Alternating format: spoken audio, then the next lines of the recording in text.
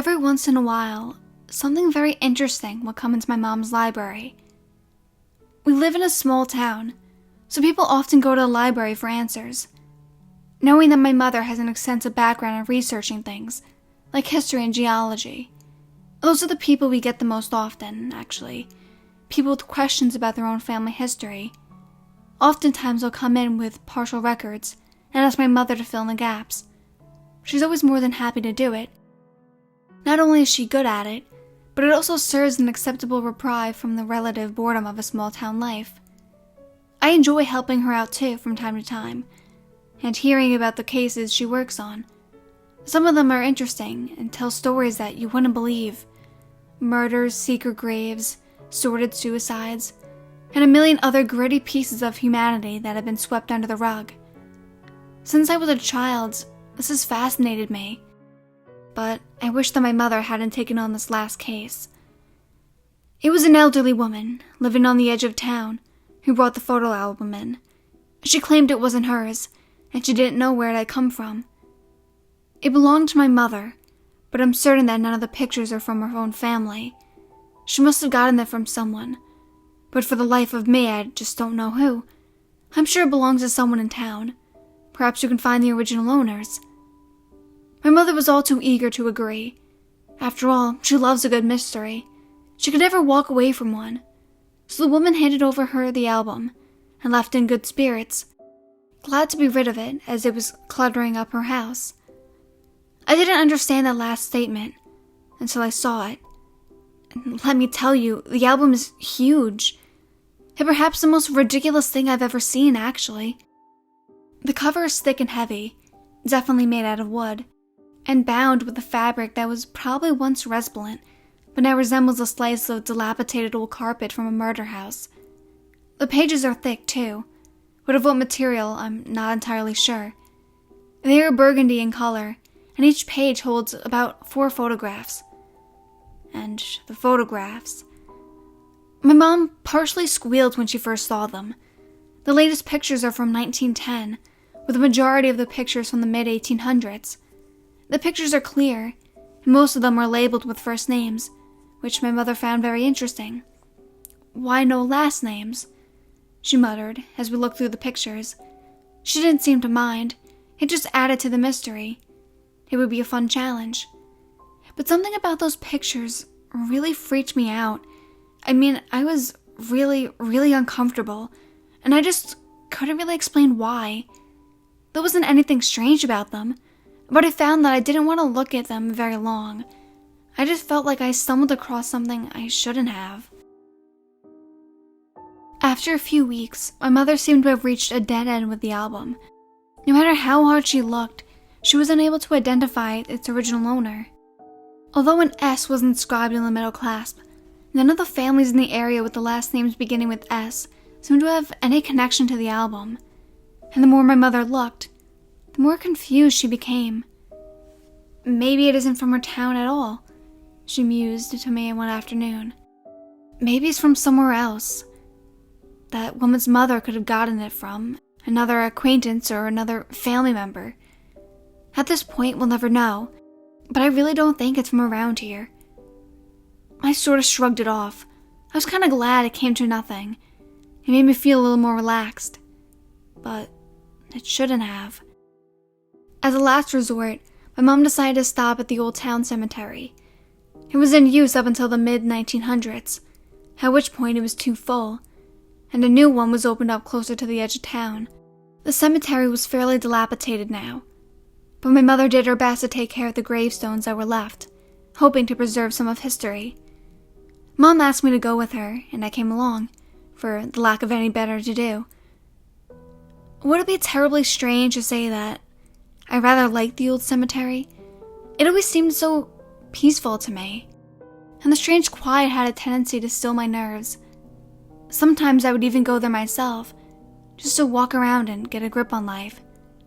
Since I didn't know what we were looking for, Mom did most of the searching herself. She gave me a few names to look out for, and on the off chance that I saw something, but I wasn't too invested, and I began to slow walk around the graveyard. I came to the back right side and decided to spend my time there. It was also the corner of the yard dedicated to children. Now, I'm going to sound a bit morbid here, but the children's stones were always my favorite. Of course, it broke my heart to see them, but there was something beautiful about those tiny white stones. Well, they used to be white, with the little lambs carved into them. And it took a strange comfort knowing that the children had only suffered a little hardship before they died. At least that's what I hoped. That's what I told myself. So that's where I was wandering, absent-mindedly, reading a few of the stones, when something caught my eye. It was one stone inscribed with 2 names. The inscription was remarkably clear for its age, and I was able to read almost all of it after rubbing away the dirt. Martha and Mary Armstrong, born June 6, 1862, death August 8, 1862. Mama, listen. Papa, listen. A harp to me was given, and every time I touch a string, 'tis heard all over heaven. For whatever reason, those names stuck out to me. Why do they sound so familiar? I was almost positive I hadn't looked at the stone before. "Hey, Mom!" I called out across the graveyard. She must not have had anything yet, because she came over immediately, eager to find anything. "Do you have the pictures of the album? Can I take a look at it?" My mom kept pictures of each photograph on her phone. It was the easiest way of keeping all the information without lugging that giant son of a bitch around everywhere. She handed her phone to me until I found what I was looking for. It was a picture from the back of the album. 2 women about 18 years old, identical twins, with Austrian faces. One was sitting and the other stood behind her. Inscribed beneath their pictures were the names Martha and Mary. My mom looked at the picture over my shoulder, then looked at the headstone. That's really weird. Yeah, but there's no way. I trailed off, frowning and wondering, was there a way? Mom and I had no other leads, so we stuck to the children's stones, looking for more matches. And we found them. Out of the 32 pictures in the album, we identified 20 of them. All of them were infants, all of them dying within a few months of being born. We might have been able to identify more, I suspect, but some of the stones were so old that the inscriptions had been rubbed away and were unreadable. But there were too many similarities for it to be coincidence. I could tell that my mother was a little bit unsettled. I was too.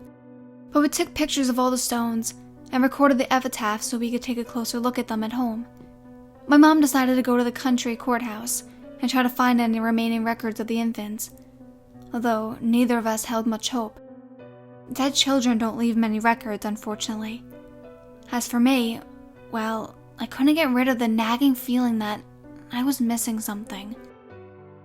My mom left me at home a few days later to go to the courthouse and continue her research. I took that opportunity to take another look at the album itself. I don't really know what drew me to it. I suppose it was the mystery, the intrigue of the unknown, all the poetic stuff, but I couldn't deny that it held a fascination for me that I would rather not have had. It still made me uneasy, still frightened me.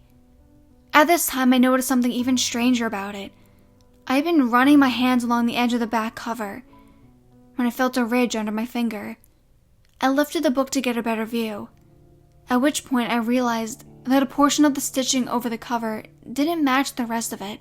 In fact, it looked like it had been re-sewn. Curiosity got the better of me, and I fetched a knife from the kitchen. As carefully as possible, I cut through the stitching and peeked inside. There was definitely something in there. I slipped a finger inside. It was about all I could get in, and dug around until I managed to pin it down and drag it out. It was a photograph. It was exactly like the others in it that had seemed to date around the mid-1800s. Unlike the others, however, I knew the people in this one. After all, how could I not recognize myself, my older brother, and my older sister? My heart almost stopped as I saw our unsmiling faces staring at the camera. There could be no doubt that this was us. With a shaking hand, I turned the photograph over, hoping that there was some kind of explanation and a kind of encryption. And there was. Find them. I'm really starting to wish she never brought that goddamn thing home.